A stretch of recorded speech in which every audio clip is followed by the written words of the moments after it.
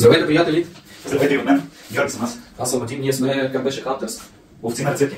Ние сме ловци на рецепти и днес ще ви представим една супер топчета от Георги и от мен ще е ролост Фани. Значи, за супата ще ни трябва лук, моркови, ти презентираш. Добре, започнем да започнем от начало. Да. Здравейте, приятели! Здравейте! Георги съм аз. Аз съм Вадим. Днес ще ви представим две ястия. Едното е супа топчета, побавена рецепта, зимна. А другото е ролост Фани по знам. Сега ще ви покажем как точно правим ние тези ястия в ловци на рецепти. Ловци на рецепти. Започваме с супа топчета. В тази рецепта ще ни трябва лук, картофи, яйца, домати, от консерва, чубрица, магданоз, разбира се магданоз сушен, защото зимна супа няма напресен магданоз през зимата. Яйца също ще ни трябват, чушка ще сложим, понеже не намерихме сушени чушки и ще го направим с пресно чушка. Все пак е зима, да. Нещо да ви съдейства. Ами може с чесънчето да помогнем. Добре ли чесън? Така го бела аз. Едно време е нямало големи техники за рязане и започваме да си режем лука по най-обикновен начин.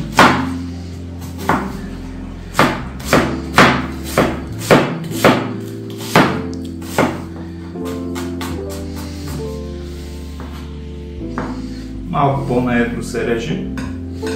Баба ми не се занимаваше да реже наситно, който обича лук си обича и наедро. Прибавяме в тенджерата.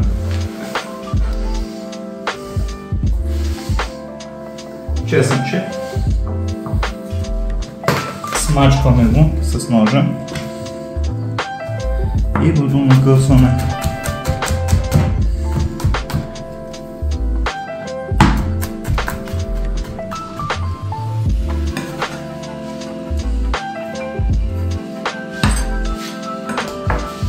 Ще продължим с чушката.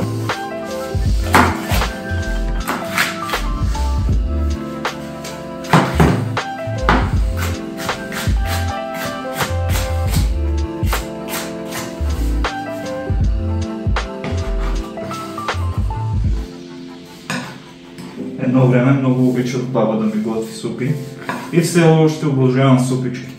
И обръщам много специално внимание на вкусът.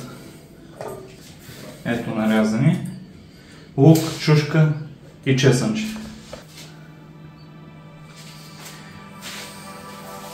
Слагаме на пълна. Без моркови. Без морков. Едно време зимата няма моркови. Каквото има слагахме. Отдал Господ. Това дава Господ. Евентуално зимни продукти. Олио. По-малче. Ще добавим и подправките още в началото. Щипка чубрица. Щипка черен пипер. Даже две щипки, защото обичам много черен пиперче. Като се запържат леко, добавяме и готовите топчета, които предварително сме подготвили.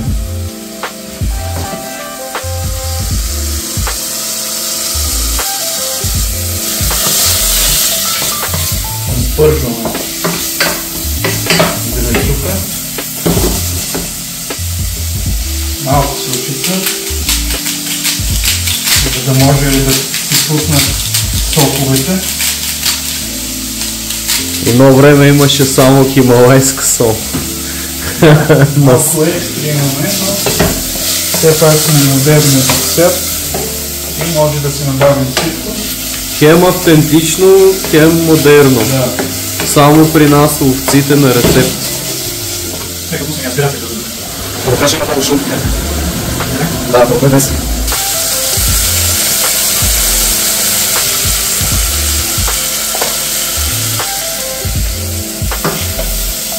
Добавяме вода. Добавяме и топчетата.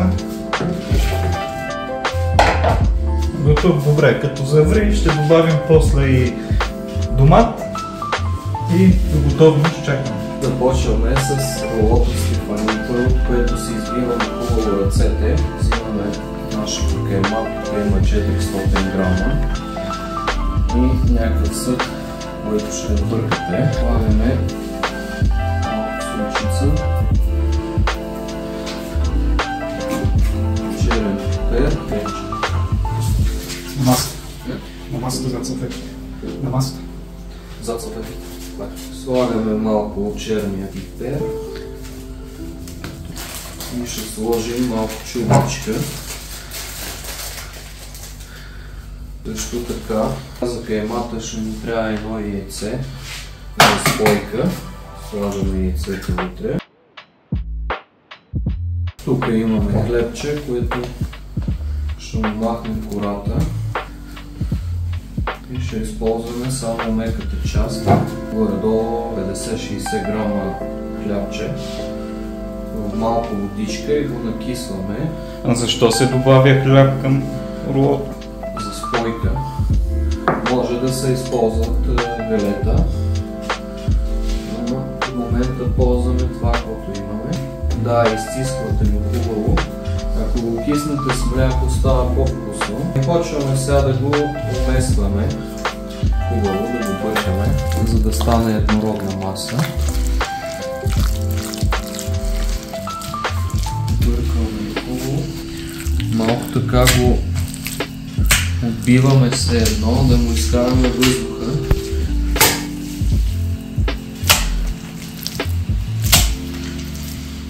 Ето как почва да става еднородно. С какво ще продължим? Продължаваме с това, че разстиламе нашата кайма. Може да използвате стреч фолио, може да използвате тия за печене. И тук имаме една роглоска с диня. Ще използваме нея. Дали ще има вкус на диня после рулото? Хубаво събираме каймата. Вода използваме, за да не лепне каймата към ръцете. Тук разстиламе един слой, да не е много дебело. Разстиламе. Трябва да е правоъгълник, след което ще го навиваме на руло. Колкото може по-равномерно. Ако има някакви дупчици, стараем се да ги... След което ще ни трябва да сварим малко морков и яйца. За това руло ще използваме 3 яйца цели. Ще ги сложим. Сложим малко от варения морков, който нарязам на стикчета, и кисела краставичка, след което ще го навием и го слагаме да се пече. Шеф Георги, каква ни е следващата стъпка? Следващата стъпка ни е да оберем картофи и да добавим към супата. Добре. Действаме. Аз започвам с берем картофи. Тук също съм си подготвил и домат от консерва, защото зимна супа, да добавим. В нашия край много обичаме доматите и затова почти към всяко ястие добавяме домат. Доматите си ги събирал ти от градината. Да, и съм ги консервирал, да може зимата да ядем хубави домати. Браво, да. Ето тук ще се направим подготовка за застройка. Едно време баба ми правеше супата с цяло яйце. Нали, вече модерната кулинария се вади само жълтъка, за да не се пресече белтъка. Обаче ние ще го направим по старата рецепта. Това е много добре, много го оценявам, защото е безотходно производство. Ако няма какво да правиш с тези белтъци, нали, няма да ги фърляш. Да. Това по-добре ги използва и за застройката и нямаш грижи. Така е. Около 200 грама кисело мляко ни трябва, 2 яйца. Добавяме и разбъркваме.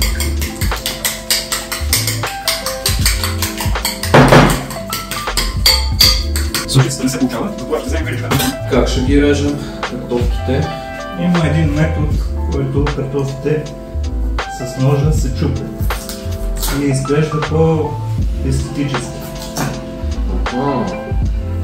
Супер. Не е нужно да е точно под милиметър нарязано.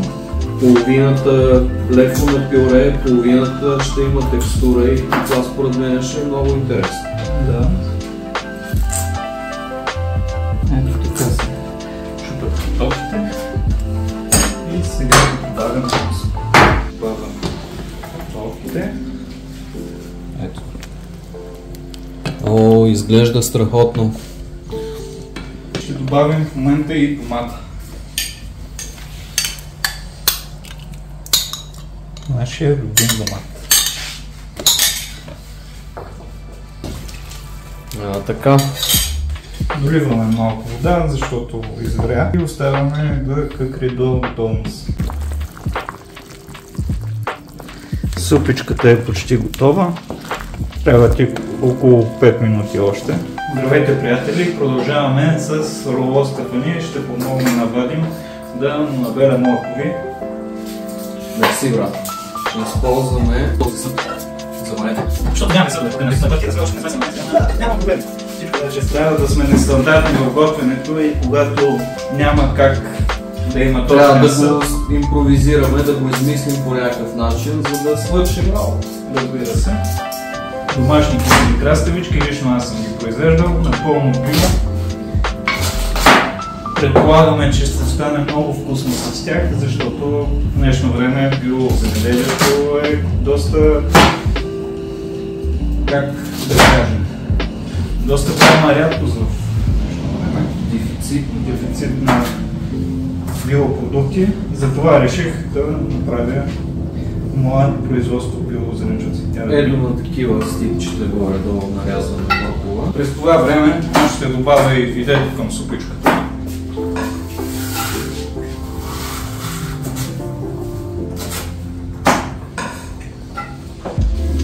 Също така ще нарежем киселите краставички, обаче няма да ги варим. Защо? Слагаме вода в нашия съд, за да стане колкото може по-бързо. Защото в сегашно време с това ритъм на живота имаме много малко свободно време. Използване, все пак трябва да се ходи на работа. И вече сме към края на супичката. Може да видите, вече е готова. Само остава да се подбърка. Взимаме черпач. И бавно добавяме към сместа, като разбъркваме. По-малко, за да не се пресича прекалено много яйцето. Когато смесвате сместа по-плавно, температурата се вдига на яйцето доста по-плавно и за това не се пресича. Но ако я изсипите бързо, със сигурност ще се пресече яйцето. Спираме вече котлона, добавяме още смес.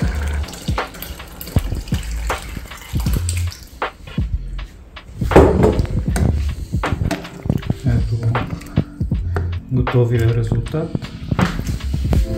Супичката е готова.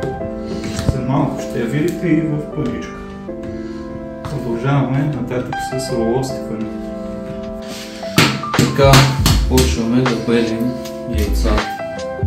Внимателно гледайте да не остават люските, че ще трупа на зъбите. Слагаме един ред с яйца. Ето така. Като край черта трябва да се остави малко пространство, защото ще излиза всичко отвън. Два реда с моркови. След което взимаме робоската и дано да отлепне с малко крема. И лека по лека завиваме.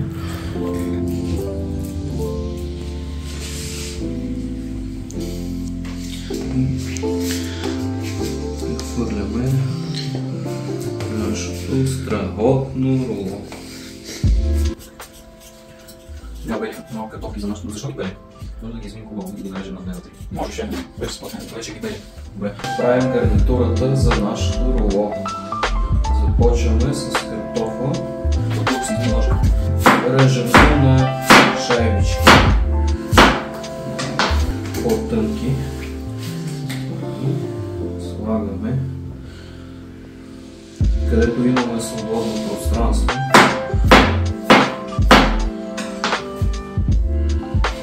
Така.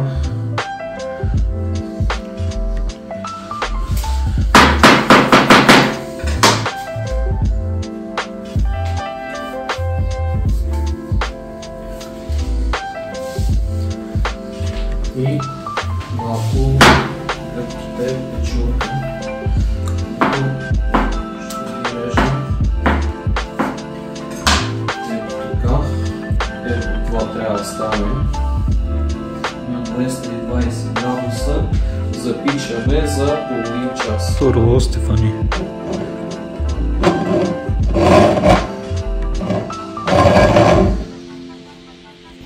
Ето е завършената супер топчета. Попадане на ръцете. Гъсичка. Може да приближим да. Ето. Прекрасно. Идеално. Добър апетит на всички и очаквайте нови видеа. Добър апетит. Довиждане.